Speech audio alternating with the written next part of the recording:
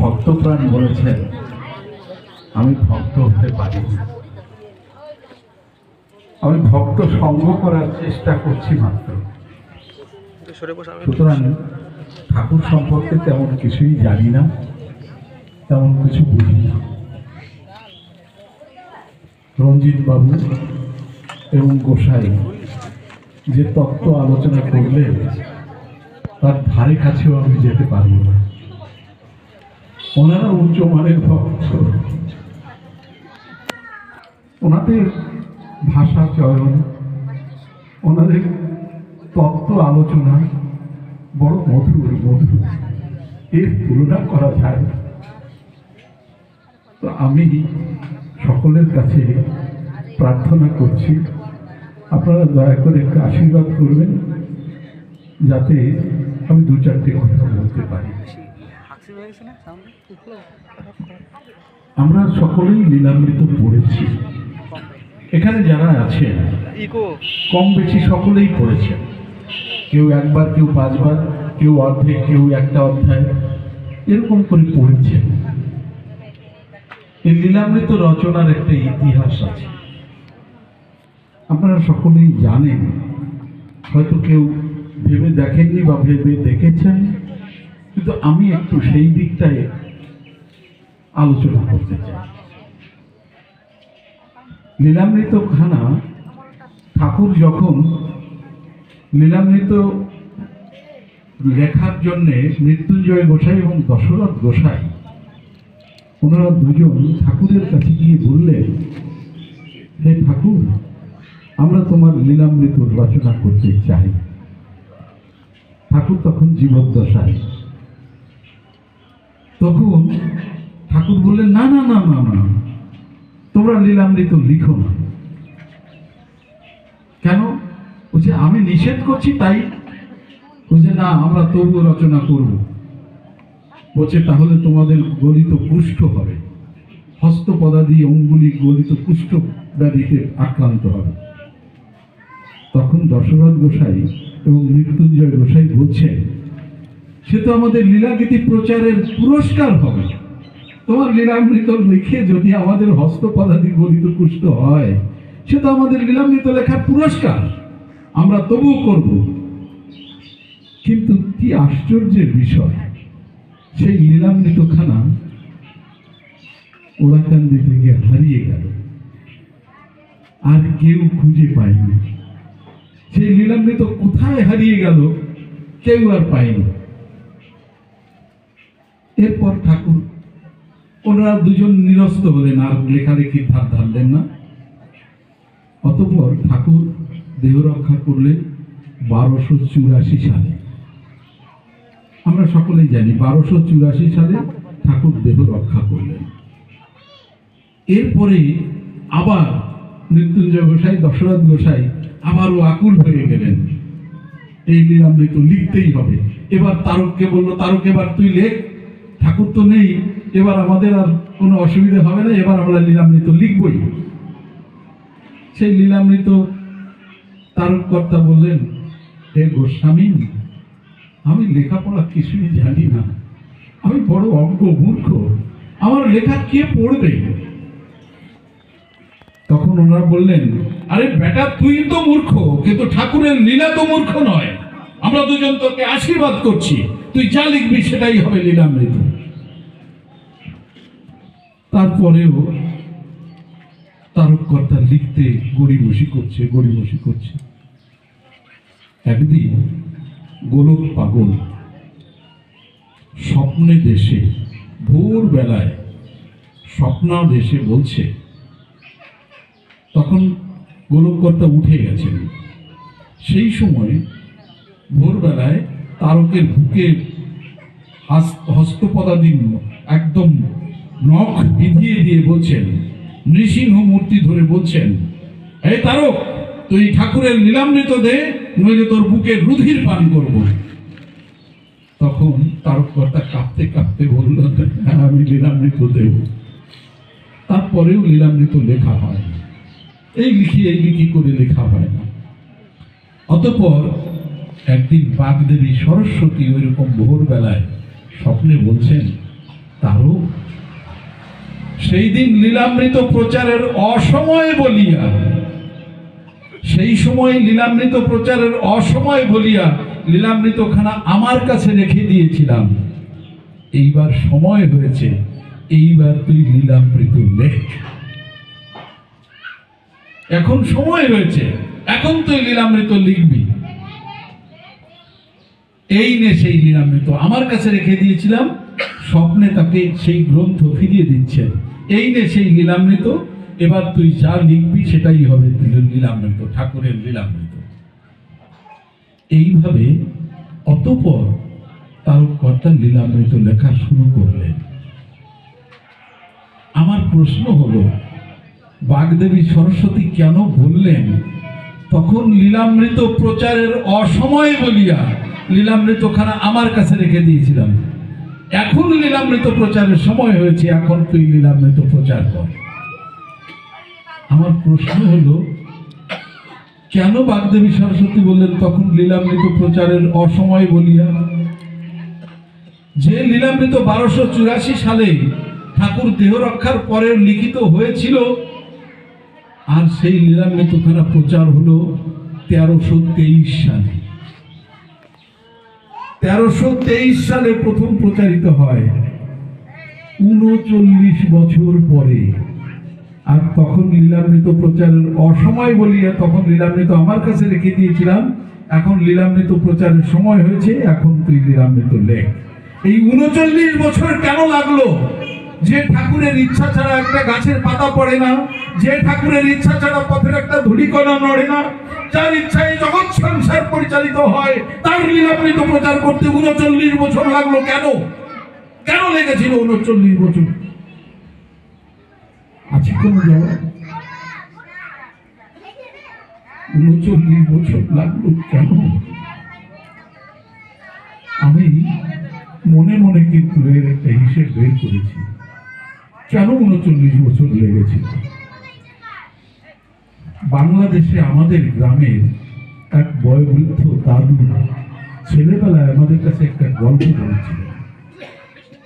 সেই গল্পটা হলো, গ্রামের পূর্ব প্রান্তে ফরিদপুর জেলা শহর থেকে আদালত থেকে একটা চিঠি এসছে, ইংরেজিতে লেখা। সেই ইংরেজি লেখা গ্রামের কেউ পড়তে পারে না, বাংলাও পড়তে পারে না, ইংরেজিও পড়তে পারে না। সেই চিঠিখানা নিয়ে তারা 10-15 জন মানুষ, নায়েবের কাছারি ছিল আমাদের গ্রামে, নায়েবের কাছে নিয়ে হাজির করেছে। নায়েব মশাই, আমাদের চিঠিখানা একটু পড়ে দেবেন। নায়েব মশাই বলছেন, আমার সময় নেই। বসে বসে হুকো টানছে, গল্প করছে মোসাহেবদের সাথে, কিন্তু তার কোনো সময় নেই। সময় নেই বলেই সময় নেই, উনি আর পড়ছেন না। দুপুর গড়িয়ে প্রায় বেলা যায়, তখন নায়েবের আরদানি অর্থাৎ পিয়ন, চাকর, সে এসে বলছে, তোমরা দেখো না ওই ঘরের কোণে কতগুলো কাঠ পড়ে আছে, ওই কাঠগুলো ফেলে দাও, চলা করে দাও, তাহলে আমি বাবুকে বলবো। ওরা তখন 14-15খানা কুড়ুল এনে ওই কাঠগুলো ফেলে দিয়েছে। ফেলে দেওয়ার পরে উনি চিঠিখানা পড়ে শোনালেন যে তাদের পরদিন ফরিদপুর জেলা শহরে হাজিরা দিতে যেতে হবে আদালতে। একখানা ছোট্ট চিঠি পড়াতে সারা গ্রামের মানুষ যখন পারল না, চিঠিখানা হাতে করে সেই বাবুর কাছে আনলো। চিঠি পড়তে 2 মিনিটও সময় লাগেনি, আর তাই পড়তে যদি 14 মণ চলা কাঠ ফেলে দিতে হয়, তাহলে 250 পাতার লীলামৃত পড়ার জন্য কত পণ চলা ফেলে দিলে তাহলে সেই লীলামৃতটা পড়তে পারত। তখন লীলামৃত প্রচারের অসময় বলিয়া লীলামৃত প্রচার বন্ধ করা হয়েছিল। সত্যি নয় কি? গ্রামে তখন কেউ লেখাপড়া জানতেন না, আর সেই লেখাপড়া না জানা মানুষগুলোর সামনে যদি একখানা লীলামৃত দেয়া হতো, সেই লীলামৃত পড়তে যদি সেই ব্রাহ্মণ কায়স্থদের হাতে নিয়ে দেয়া হতো যে এটা একটু পড়ে দেখাও, ওরা কি পড়তো? ওরা বলতো, এটা কোনো বিষয় নয়, এগুলো ধর্মগ্রন্থ নয়, এগুলো বাদ দাও। আমাদের পূর্বপুরুষরা সেটা বাদ দিয়ে চলে আসতো। আর তাই তো গুরুচাঁদ ঠাকুর হরিচাঁদ ঠাকুরের পুত্র গুরুচাঁদ ঠাকুরকে লেখাপড়া শেখার জন্য পাঠশালা পর্যন্ত ক্লাস 3 পর্যন্ত পড়েছিলেন। আর মকিম মিয়ার মক্তবে ওনাকে আরবি আর ফার্সি ভাষা শিখতে হয়েছিল। উনি কোনো স্কুলে ভর্তি হতে পারেননি। আর ওনার ছেলে শশীভূষণ ঠাকুরকে জয়পুর হাই স্কুলে ভর্তি করিয়েছিলেন।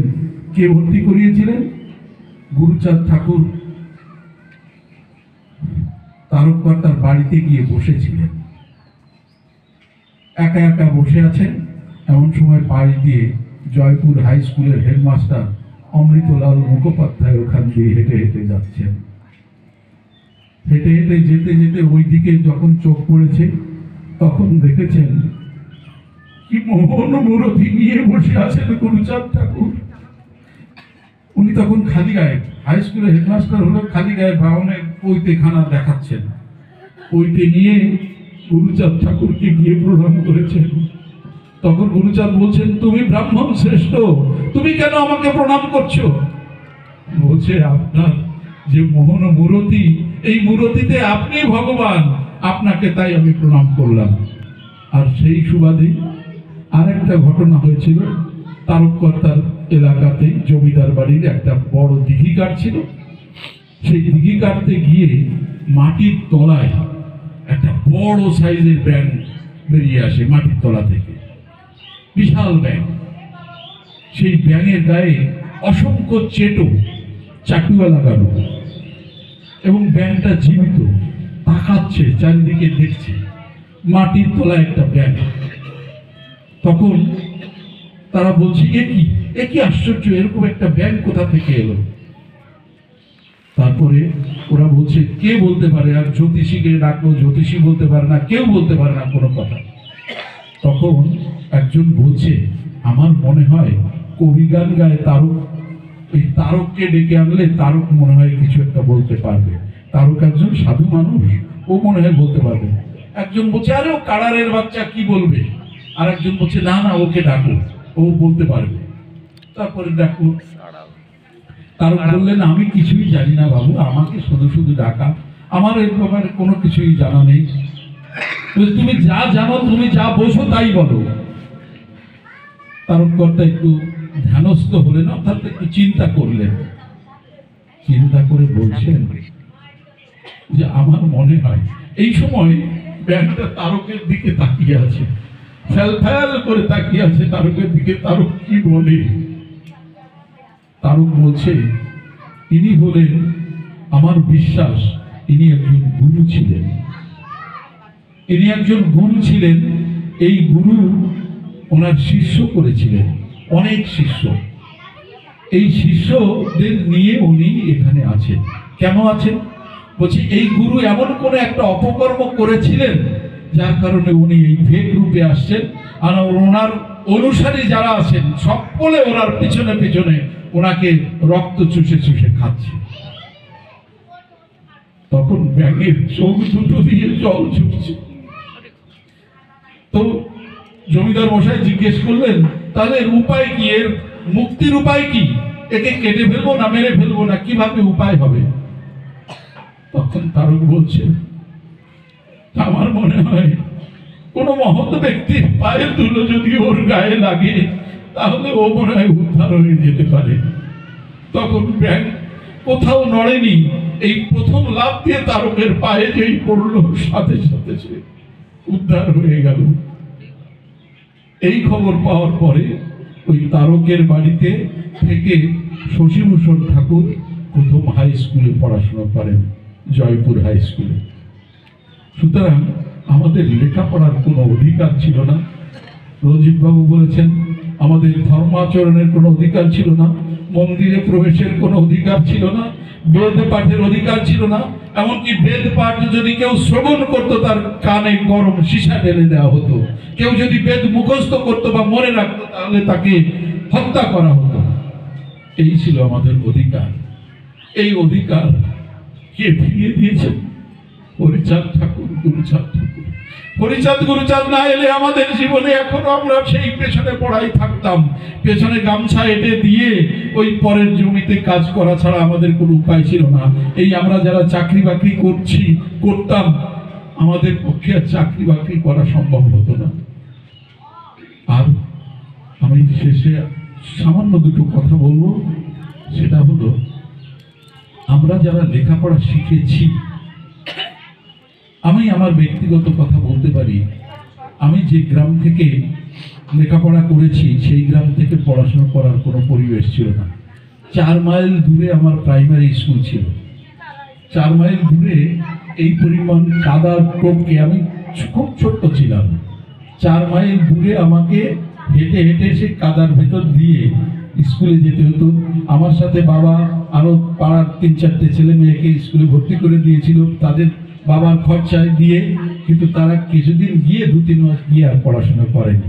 আমি সেই স্কুলে যেতাম আর পাঠশালায় পড়তাম। তো আমি 7.5 কিলোমিটার পথ হেঁটে কলেজ পড়েছি, হেঁটে হেঁটে। এখন এইখান থেকে এইটুকু যাবে তাই মনে হয় টোটো লাগে সবাইকে। আর আমরা এভাবেই পরিশ্রম করে পড়াশোনা করেছি আমার মায়ের জন্য। আমার মা পড়াশোনা জানতো না। বাবা বলতেন যে যার মা জানে না লেখাপড়া, সে আর তার ছেলে মেয়ে কি শিখবে। এই কথাটা আমার মায়ের মনে ভীষণ আঘাত লেগেছে।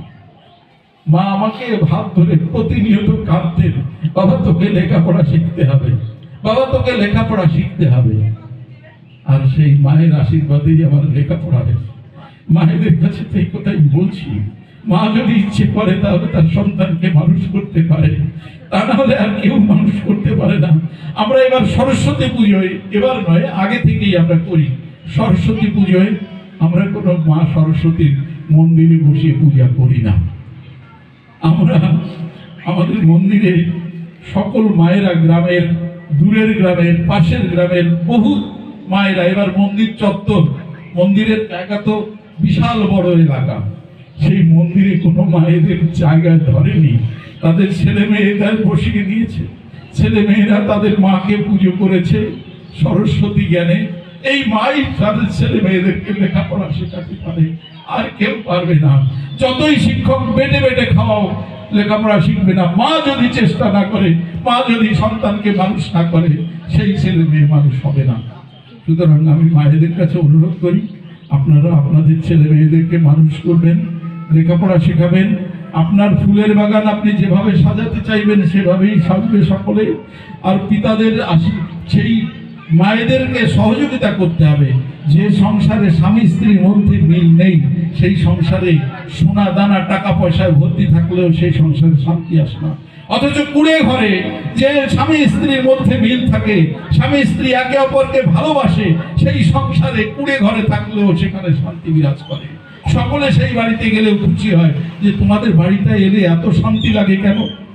কারণ স্বামী স্ত্রীর মধ্যে মিল আছে। স্বামীর সুখ স্ত্রীর মধ্যে, স্ত্রীর সুখ স্বামীর মধ্যে, এইটাই হলো বিষয়। স্বামী স্ত্রী একে অপরের পরিপূরক।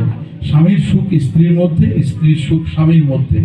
স্বামী যদি অসুস্থ থাকে তাহলে স্ত্রীর ঘুম হয় না, স্ত্রী যদি অসুস্থ থাকে স্বামীর ঘুম হয় না। সেটা আমি পূর্বেই বলেছিলাম, এই জয়দেব বিশ্বাসের কাহিনী বলেছিলাম। জয়দেব বিশ্বাসের স্ত্রী তখন অসুস্থ ছিলেন, সেই অসুস্থতার কারণে তিনি এসে গোসাইয়ের পা ধরে কান্নাকাটি করেছিলেন যে আমার স্ত্রীকে বাঁচান, আমার স্ত্রীকে বাঁচান।